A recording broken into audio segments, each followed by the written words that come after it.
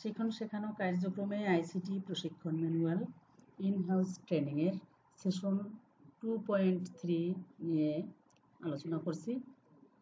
Spreadsheet programme ব্যবহার করে ফলাফল তৈরি। স্প্রেডশিট প্রোগ্রাম ব্যবহার করে ফলাফল তৈরি, এটা আমরা এই ভিডিওতে দেখানোর চেষ্টা করব। এই যে 2.3 স্প্রেডশিট প্রোগ্রাম ব্যবহার করে ফলাফল তৈরি। পূর্বে তৈরিকৃত সেটি ইনপুট এই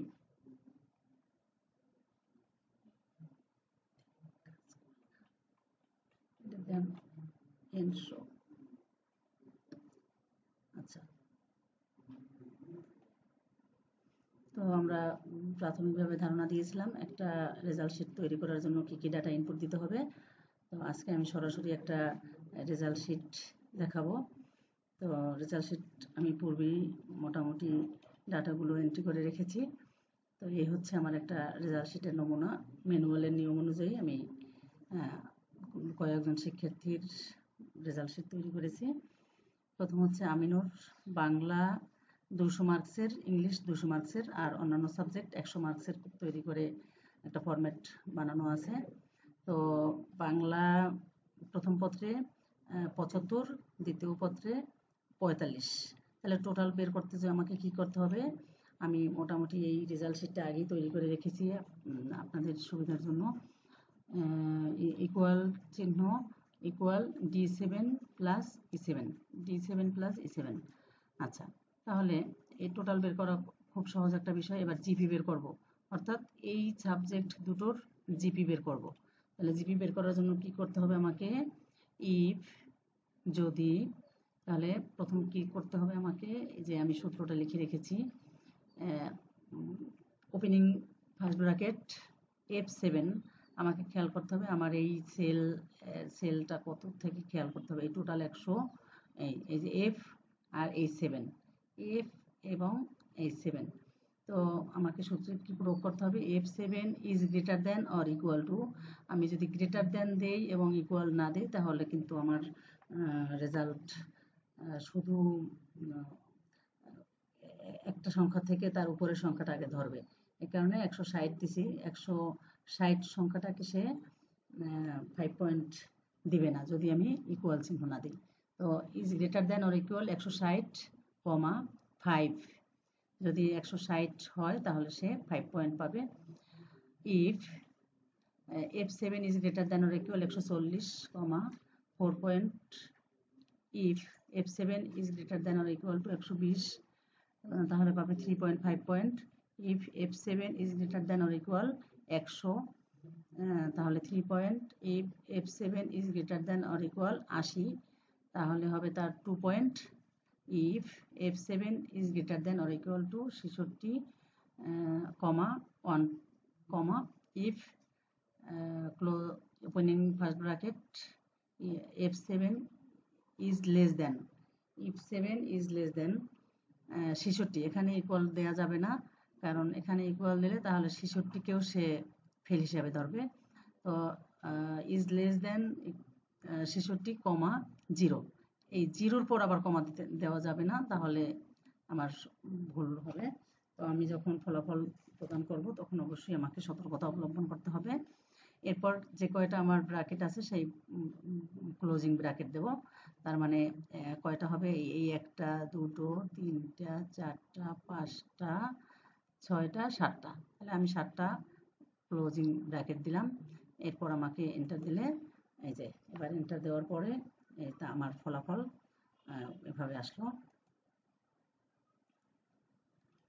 আচ্ছা, তাহলে আমার পয়েন্ট আসলো কত, 3.5।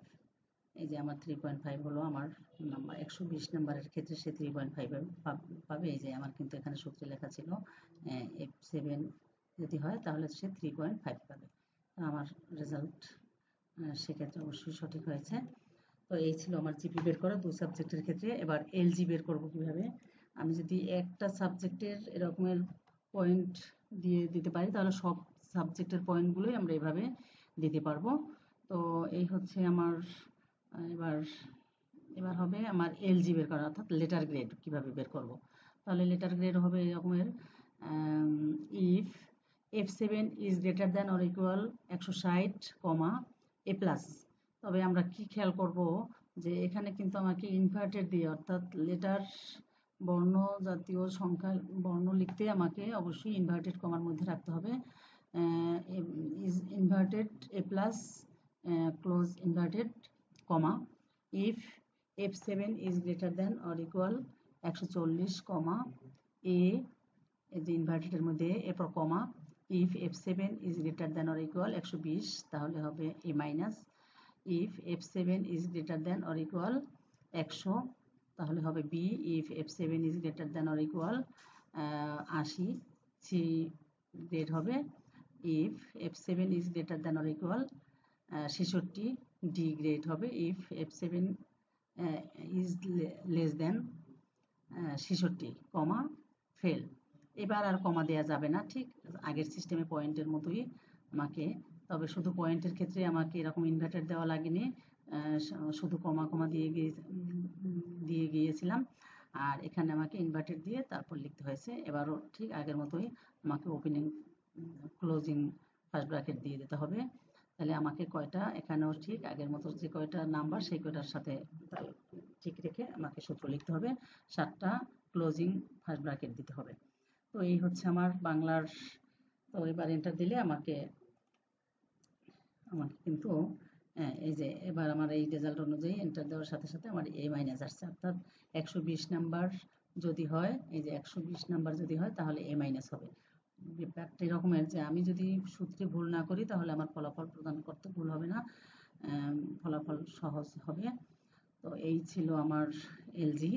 এভাবে 2 সাবজেক্টের ক্ষেত্রে আমাকে 2 সাবজেক্টের টোটাল বের করে তারপর জিপি এবং এলজি বের করতে হয়।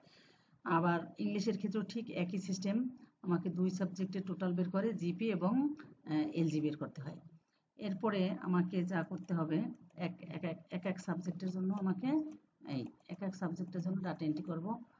এক সাবজেক্টের জন্য ডাটা এন্ট্রি করতে আমাকে ওই একই সিস্টেম ফলো করতে হবে। এই যে জিপি বের করতে এখানে তো টোটাল মার্কস এখানে 45 দেয়াই আছে, তাহলে জিপি বের করতেও ঠিক ওই একই সিস্টেম বের করব, আমি একই ভাবে সূত্র বসাবো। এই যে পয়েন্ট বের করতে কিন্তু আমাকে কমা দিতে হয়েছে। আর সবসময় খেয়াল রাখতে হবে যদি কোথাও কোনো একটা কমা বেশি হয় বা কম হয় এবং স্পেসও হয় কোথাও, তাহলে আমাকে আমার সঠিক ফলাফল আমি আশাই করতে পারি না। এই ক্ষেত্রে অবশ্যই ডাটা ইনপুট দেওয়ার ক্ষেত্রে আমাকে সতর্কতা অবলম্বন করতে হবে। এই হচ্ছে মূল টিপস। যদি সঠিকভাবে আমি ডাটা এন্ট্রি করতে পারি এবং সূত্র প্রয়োগ করতে পারি তাহলে আমার কখনোই ভুল হবে না। তারপরে এই যে এলজি বের করতে হয় আমাকে কিভাবে, এই যে এলজি বের করবো ওই ঠিক আগের সূত্র অনুযায়ী। একবার সূত্র যদি আমি বুঝে বসাতে পারি তাহলে প্রত্যেক জায়গায় কিন্তু আমি সূত্রগুলো সঠিকভাবে বসাতে পারি। এই যে এখানে কিন্তু এই A plus A minus B C D E F এগুলো আমরা কিন্তু এভাবেই বসাবো। তো আশা করি সবাই বুঝতে পেরেছেন। তো আমি ম্যানুয়ালের ওই অনুযায়ী আমি দেওয়ার চেষ্টা করেছি। তো আশা করি বুঝতে পেরেছি। ম্যানুয়ালের কোথায় আছে সেটাও আমি একটু দেখিয়ে দিচ্ছি। ম্যানুয়ালের পেজ নাম্বার 60, এই 60 নাম্বার পেজে আমাকে এই রেজাল্ট শিট দেওয়া আছে। আমি এই রেজাল্ট শিট অনুযায়ী এখানে নাম্বারটা সরাসরি আমি এভাবে এন্ট্রি করি নাই, 80 83, তো এই হিসাবেই আমাকে করতে হবে। তো এই ছিল আমার জিপিএলজি বের করার সহজ সূত্র, সহজ নিয়মাবলী। তো আশা করি বুঝতে পেরেছেন সবাই। এভাবে আপনারা সবাই কম্পিউটার ওপেন করে মাইক্রোসফট এক্সেল প্রোগ্রামে যে কোনো একটা ওয়ার্কশিট, সেই ওয়ার্কশিটে এরকম একটা রেজাল্ট শিট তৈরি করে আমরা দেখে নিতে পারি। তো মোটামুটি একই সিস্টেমে প্রত্যেকটা সাবজেক্টই, যেমন আইসিটি 100 মার্কের 50 মার্ক হলে আমি 50 মার্ক দেবো। আমি যেভাবে সাবজেক্ট নাম্বার দেওয়া থাকে সেভাবেই আমি করব। সাধারণত 100 মার্কসের আইসিটি হয় না, 50 হলে 50 হিসেবে ধরবো, নাম্বার ওখানে অর্ধেক করে দেব। তারপরে ধর্মের ওই মোট মার্ক 45। আমি এখানে একটু মার্কস চেঞ্জ করে দেখি। 80 83, এই যে 80, আবার এখানে সেই অনুযায়ী রেজাল্ট হবে। যে তার কিন্তু 5 পয়েন্ট হয়েছে। তো এইভাবে আমরা পরিবর্তন করে করেও কিন্তু দেখতে পারি। যেহেতু আমরা বাংলার একটা ফলাফল দেখিয়েছি, এখান থেকে আমি বাংলা ফলাফলটা চেঞ্জ করে দেখি আবার। ৮০, ৮৩, হ্যাঁ, ৮০, ৮৩, এই যে আমার কিন্তু এবার টোটাল চেঞ্জ হয়ে গেছে, এবার জিপিও চেঞ্জ হলো, এই সে প্লাস বিও। তাহলে এইভাবে আমরা সঠিক নিয়মে সব তথ্য দিয়ে একটা ফলাফল তৈরি করতে পারি। আশা করি সবাই খুব ভালোভাবে বুঝতে সক্ষম হয়েছেন। এভাবে পরিপূর্ণ একটা ফলাফল বাসায় বসে বসে ট্রাই করে আমরা দেখে নিতে পারি। তো এই ছিল আমার রেজাল্ট শিটের ভিডিও টিউটোরিয়াল। পরবর্তীতে যদি দরকার হয় তাহলে অবশ্যই আপনারা কমেন্ট বক্সে লিখে জানাবেন যে আমি এই পরিপূর্ণ রেজাল্ট শিটের ভিডিওটা দেখাবো কিনা। তো এ পর্যন্তই।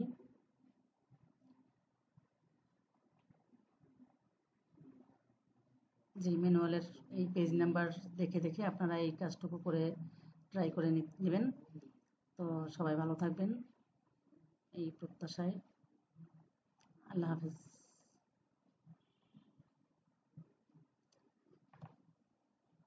সবাই